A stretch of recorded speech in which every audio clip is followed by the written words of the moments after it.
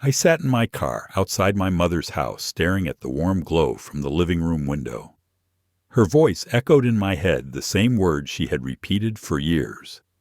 "You are playing with books, Philip. You need a real job." But she did not know that those books had built everything I had become.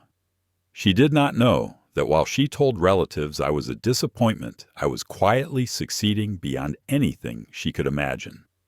Tonight, everything was about to change. Tonight, my brother's fiancée would accidentally uncover the truth I had kept hidden for 5 years. Before I tell you how one Google search changed everything, I would love to know where you are watching from. Drop your city in the comments below, hit that like button and subscribe. If you have ever felt underestimated by the people who were supposed to believe in you the most. Now let me take you back to where it all began. I grew up in the suburbs of Portland, Oregon, in a modest 3-bedroom house with faded blue siding. My mother, Helen Thompson, raised my older brother Douglas and me alone after Dad died of a heart attack when I was 12. She worked double shifts as a nurse to keep us fed, clothed, and in decent schools. I never blamed her for being tough. Life had made her that way. Douglas was 4 years older and everything a parent could want.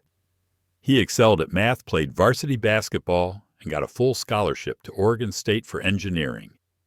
He graduated with honors, landed a job at an aerospace firm, and by 30 was pulling in around $85,000 a year.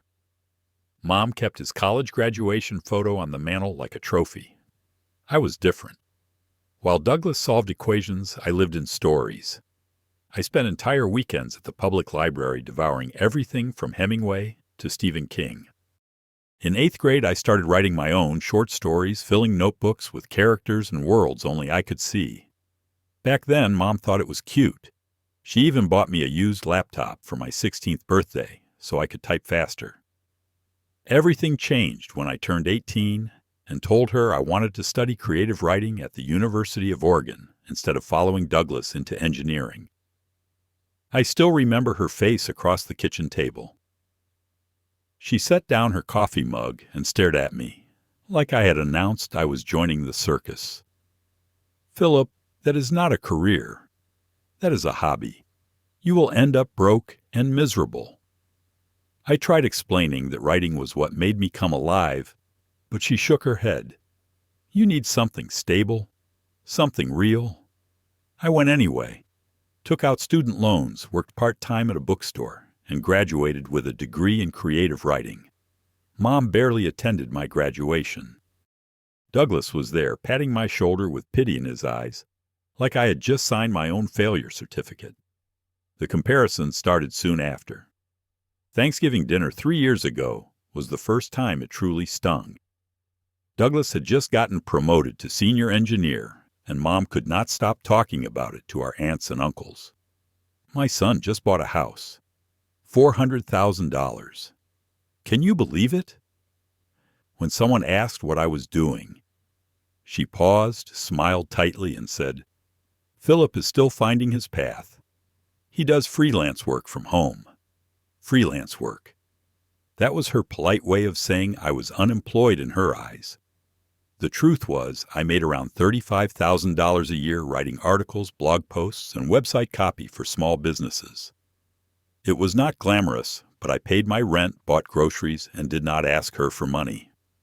But in her mind, if I was not in an office wearing a tie, I was not working. 6 months later, we had a family meeting about Mom retiring early. Her knees were giving out from all those years on hospital floors, and she wanted to slow down. Douglas immediately offered to send her $500 every month. Then she turned to me. "Can you contribute anything, Philip? Or are you still playing with your books?" I told her I could manage $300 a month. She laughed, actually laughed, and waved her hand. "No need, sweetheart. Let Douglas handle it. You save your money." I sat there feeling like a child, whose lemonade stand money had just been rejected. Douglas looked uncomfortable, but said nothing. He never did. What my mother did not know, what nobody in my family knew, was that I had been living a double life for 5 years. While she introduced me to friends as her son, who works on the computer, I was actually a published author. Not just any author, a best-selling one. It started when I was 25. I finished my first thriller novel after 2 years of late nights and early mornings. I published it independently on Amazon Kindle under the pen name P.J. Rivers. P for Philip J, for my middle name James and Rivers, because it sounded mysterious. I did not tell anyone. Not Mom, not Douglas, not even my closest friends. I was terrified of failing publicly, of giving Mom another reason to say I told you so. The first book sold modestly. A few hundred copies, some decent reviews. But the second one, which I published 2 years later, caught fire. It hit the top 10 in psychological thrillers on Amazon and stayed there for 6 weeks. Readers loved the twists, the dark atmosphere, the unreliable narrator. Suddenly, I was getting emails from fans' requests for interviews and offers from literary agents. By the time my fourth book came out, I was making around $180,000 a year from royalties, foreign rights, and audiobook deals. I had just signed a contract with a major publishing house for a print edition of my latest novel. I was living comfortably in a nice apartment, driving a reliable car, and building a savings account that would have shocked my mother speechless. So why did I keep it secret? At first, it was fear. But as the money grew and the success became undeniable, it turned into something else. I wanted to see if my family could love me for who I was, not what I achieved. I wanted to know if Philip the book lover was enough, or if I only mattered when I had impressive numbers to show off. The answer, unfortunately, became clearer with every family dinner. 6 months before everything unraveled, Douglas called to announce his engagement. He had been dating Natalie for a year and a half, and I had only met her twice. She was a marketing manager at a tech company in Seattle, 29 years old, sharp as a tack, and genuinely kind. I liked her immediately, which made me nervous. People like Natalie usually saw through pretense quickly. The first official family meeting happened at an Italian restaurant downtown. Mom arrived early wearing her best dress and a smile so wide, I thought her face might crack. When Douglas and Natalie walked in, Mom practically leapt out of her chair to hug Natalie like they were old friends reuniting. She gushed about the ring-about wedding plans, about how lucky Douglas was. When we finally sat down, Douglas launched into stories about work, their new apartment, their vacation to Hawaii.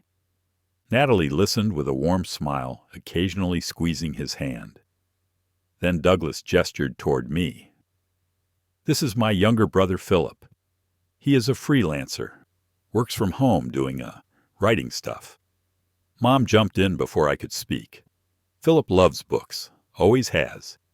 He is not quite like Douglas, but he is special in his own way." Her tone was the verbal equivalent of a participation trophy. Natalie turned to me with genuine interest. "What kind of writing do you do?"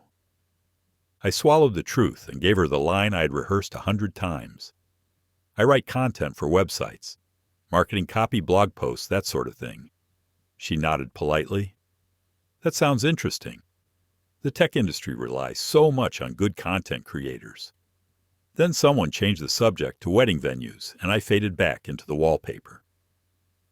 Over the next few months, I watched the wedding preparations unfold from the sidelines. There was a budget meeting where Douglas and Natalie pledged $25,000, and Mom contributed $10,000 from her retirement savings. When Mom looked at me, I saw the question forming before she even asked. "I do not expect you to contribute, Philip. This is a lot of money. Let us handle it." I insisted on giving $5,000. Douglas accepted it with a tight smile. "Thanks, man. But seriously, do not strain yourself." I wanted to scream that I could buy their entire wedding twice over without blinking, but I just nodded and looked down at my hands. 8 weeks before the wedding, Douglas took his groomsmen to get fitted for suits.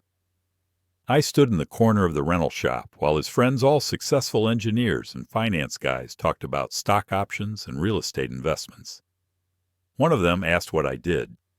Douglas answered for me. My brother does freelance creative work. Writes stuff online. The guy nodded and immediately turned to someone else to discuss mortgage rates. I was invisible. The rehearsal dinner was worse. Mom introduced Douglas and me to Natalie's parents and extended family. This is my oldest son, Douglas. He is a senior engineer at Cascade Aerospace. Just bought a beautiful house. So proud of him. Then she turned to me. And this is Philip, my youngest. He likes to read. Very quiet, never causes any trouble. I stood there smiling while she erased my entire existence into a single personality trait. Natalie caught my eye across the room, and I saw something flicker there. Pity, maybe, or curiosity. The night before the wedding, Douglas threw a small bachelor party at his house. About 15 guys, mostly his coworkers, drinking beer and playing poker. I nursed a single bottle in the corner, counting down the minutes until I could leave. Around 11, one of his drunk friends stood up, raised his glass, and slurred, "Douglas, you are living the dream, man. Great career, beautiful wife, solid future. Not like those losers who just sit at home doing nothing." Everyone laughed. Douglas laughed too. I knew the comment was not aimed at me specifically, but it landed anyway. I set down my beer, walked outside, and sat on the front steps staring at the streetlights. A few minutes later, the door opened behind me. It was Natalie escaping from her own bachelorette party happening inside. She sat beside me without asking. "You okay?" I lied. "Yeah, just needed some air." She nodded, pulling her sweater tighter. "Being a freelance writer must be tough. Lots of pressure to prove yourself, I imagine." I glanced at her, surprised she remembered. "Yeah, something like that." She looked like she wanted to say more, but instead she just smiled. "Well, for what it is worth, I think it is cool that you do what you love. Not everyone has that courage." Then she went back inside, leaving me alone with my thoughts. That moment stuck with me. She was paying attention when no one else was. The wedding itself was beautiful. Douglas and Natalie exchanged vows in a garden overlooking the Willamette River, and I stood beside my brother in a rented suit playing my role perfectly. I smiled for photos, made small talk with distant relatives, and gave a short, safe toast at the reception. No one asked about my life. No one ever did. The real turning point came the evening after the wedding. The newlyweds were staying at a hotel before their honeymoon, but the rest of the family gathered at Mom's house for leftovers and post-wedding gossip. It was me, Mom, Douglas, Natalie, and a couple of aunts who had flown in from California. Everyone was in a good mood, laughing about Uncle Jerry's terrible dancing and Aunt Linda's fourth glass of wine. Mom started telling stories about raising us. I always knew Douglas would be successful. Even as a little boy, he was so focused, so driven. She looked at me with that familiar mixture of affection and disappointment. Philip, though, I am still waiting for him to find his path. Maybe one day he will figure out what he wants to do. Everyone chuckled softly. It was meant as a joke, but the knife went in just the same. I kept my face neutral, chewing on a piece of cold chicken, planning my exit. Then I noticed Natalie on her phone scrolling absently. She had that look people get when they are half listening to a conversation and half disappearing into the internet. But then her scrolling stopped. Her eyes narrowed. She tilted her head slightly, reading something intently. I watched her type something into the search bar. Her expression shifted from curious to shocked in about 3 seconds. She looked up at me, then back at her phone, then at me again. My stomach dropped. I knew exactly what she had found. Natalie set her phone down slowly. "Philippa Beam, have a random question. Are you PJ Rivers?" The room went silent. Every head turned toward me. Mom blinked. PJ Rivers. Who is that? Natalie kept her eyes on me. A best-selling author. I was just Googling and found some interesting connections. Douglas laughed loud and dismissive. My brother, an author. Natalie, you have had too much wine. I could have denied it. I could have laughed it off, let the moment pass. But I was so tired. Tired of hiding, tired of being small, tired of letting them think I was failing. I took a breath and looked straight at Natalie. Yes, I am P.J. Rivers. Mom's fork clattered onto her plate. What are you talking about? I write novels under a pen name. I have been doing it for 5 years. Douglas leaned forward, confused. Wait, what? Why did you not tell us? Because no one asked. I looked around the table. And because I wanted to see if you could love me when I was just Philip who reads books. Turns out you could not. Natalie picked up her phone and turned the screen toward my mother. She showed her my Amazon author page. 4 published novels, dozens of glowing reviews, articles from Publishers Weekly and New York Times books, my Goodreads profile with over 50,000 ratings. Mom took the phone with shaking hands, scrolling slowly, her mouth opening and closing like she was trying to form words, but could not. Douglas grabbed the phone next his face, cycling through disbelief, confusion, and something that might have been embarrassment. This is real? These are your books? I nodded. The newest one hit number 3 on the Kindle Top 100 last month. He kept scrolling, reading reviews, looking at rankings. Then he asked the question I knew was coming. How much do you make from this? I hesitated. Natalie, who had clearly done her research, filled in the silence. According to estimates from industry publications, P.J. Rivers earns between $150,000 and $200,000 annually from royalties and licensing deals. Mom actually gasped. $200,000. I met her eyes. Last year it was $178,000. This year will probably be higher because I just signed a print deal with a major publisher. The room fell into stunned silence. My aunt stared at me like I had grown a second head. Douglas looked at his phone, then at me, then back at his phone. Mom was pale, gripping the edge of the table. Finally, she stood up and tried to hug me. Philip, sweetheart, why would you keep this from us? I am so proud of you. I stepped back out of her reach. Are you proud now, or are you just surprised that I am not a failure? She flinched like I had slapped her. I never said you were a failure. I laughed bitterly. You called me a disappointment. You told people I was playing with books. You acted embarrassed every time someone asked what I did. The only difference between yesterday and today is that now you know I make money. But I was the same person yesterday, Mom. The same person you could not be bothered to respect. She tried to speak, but I kept going. You never asked what I was working on. You never asked if I was happy. You just compared me to Douglas over and over until I felt like I did not even belong in this family. Douglas stood up. Philip, I am sorry. I did not know. That is the problem, I said. You did not know because you did not care enough to ask. You let Mom treat me like a charity case. You went along with it because it made you feel better about yourself. His face reddened, but he did not argue.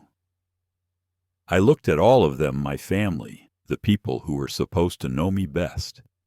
I kept this secret because I wanted to test you. I wanted to see if you could value me for who I am, not what I accomplish. And you all failed.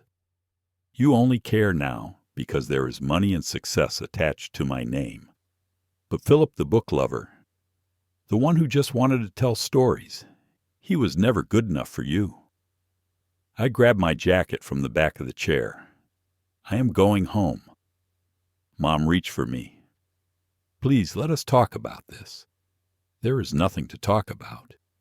You made it very clear how you felt about me. Now you know the truth. I hope it was worth it. I walked out, got in my car, and drove away, leaving them sitting in shocked silence. For 3 days, I did not answer my phone. My mother called 11 times. Douglas sent a dozen text messages. I read them all, but could not bring myself to respond. I needed space to process everything to figure out what I actually wanted from these relationships. Natalie sent me a private message on the 4th day. I am sorry for bringing it up the way I did. I did not mean to create a mess, but I am glad the truth is out. You deserve recognition for what you have built. I thanked her and told her it was not her fault. She had just pulled the thread. The sweater was already unraveling. A week after the wedding, my mother showed up at my apartment with a bag of homemade food. She sat outside my door for 20 minutes before I finally let her in. We sat at my small kitchen table, the same one where I'd written 2 of my novels, and she cried. Real ugly crying that I had not seen since Dad's funeral. She told me she was sorry. Not the performative kind of sorry people say to end arguments, but the deep, painful kind that comes from genuine regret. Philip, you were right. I was wrong about everything. I got so focused on what society says success looks like that I forgot to see who you really were. I was proud of Douglas because I understood his path. Engineering made sense to me, but your dreams scared me because I did not understand them, and I was terrified you would end up struggling like I did. She wiped her eyes with a napkin. I thought I was protecting you by pushing you toward stability, but all I did was make you feel unloved. I am so sorry. I wanted to stay angry. Part of me wanted to hold on to the hurt and make her sit in it longer. But another part of me, the part that still remembered her working double shifts to buy my first laptop, felt the anger soften. I told her the truth. I forgive you, Mom, but I need things to change. I need you to respect me for who I am not because I make good money. I need you to stop comparing me to Douglas. And I need you to understand that if you ever make me feel that small again, I will walk away for good. She nodded, her hands shaking. I understand. I will do better. I promise. Douglas came by 2 days later. We sat on my balcony with beers watching the sun set over the city. He was quiet for a long time before he finally spoke. I am jealous of you? I looked at him, surprised. You are jealous of me? He nodded. You do what you love, and you are successful at it. I have a good job, I make decent money, but I hate it. I hate sitting in meetings. I hate the office politics. I hate pretending to care about projects that bore me to death. But I keep doing it because it is what everyone expected. We talked for hours that night. Really talked maybe for the first time as adults. He admitted he felt trapped by his own success, scared to pivot, because everyone saw him as the golden child. I told him about the loneliness of writing the imposter syndrome, the fear that every book might be the one that flops. We were both carrying weight we had never shared with each other. By the time he left, something had shifted. We were not just brothers in name anymore. We were 2 people who actually understood each other. 3 months later, I published my 5th novel. This time, I did not hide. I announced it on social media using my real name and my pen name. I did interviews where I talked about my journey, my family, and what it meant to finally step into the light. Mom and Douglas came to my book launch event at Powell's Books in downtown Portland. She stood in the back beaming, and when people asked who she was, she said, I am his mother. That is my son, the author. It felt good. But more importantly, I did not need it anymore. I had spent 5 years waiting for her approval, and now that I had it, I realized the validation I actually needed had to come from within. I loved writing. My readers loved my work. That was enough. I still see my family regularly, but the dynamic has changed. I set boundaries. I do not attend events where I feel disrespected. I do not let Mom steamroll conversations. And if she starts to slip back into old patterns, I call her out immediately. She is learning. It is slow, but it is happening. Douglas and I are closer now than we have ever been. He recently started therapy to figure out what he actually wants from life. Natalie, who has become a good friend, jokes that she accidentally fixed our entire family with one Google search. The biggest lesson I learned through all of this is simple. You do not owe anyone proof of your worth. Not your parents, not your siblings, not society. The people who truly love you will support you even when they do not understand your path. And if they cannot do that, then their opinion does not get to define you. Those books my mother once dismissed as playing around gave me financial freedom, creative fulfillment, and self-respect. I do not resent her anymore, but I also do not live to make her proud. I live to make Philip proud. And that more than any bestseller list or royalty check is the real success. So if you are out there feeling underestimated, misunderstood, or invisible in your own family, I want you to know something. Your worth is not determined by whether people recognize it. Keep doing what you love. Keep building quietly. And when the truth finally comes out, make sure you are doing it for yourself, not for their applause. Because at the end of the day, the only validation that truly matters is the kind you give yourself. Have you ever felt underestimated by your own family? Have you kept a secret success hidden because you were afraid of judgment? Drop your story in the comments. I would love to hear it. And if this resonated with you, please hit that like button, subscribe to the channel, and share this video with someone who needs to hear it. Thank you so much for listening to my story. I hope it reminded you that your dreams are valid, even when the people around you do not see it yet. Keep going, keep creating, and most importantly, keep believing in yourself. Take care.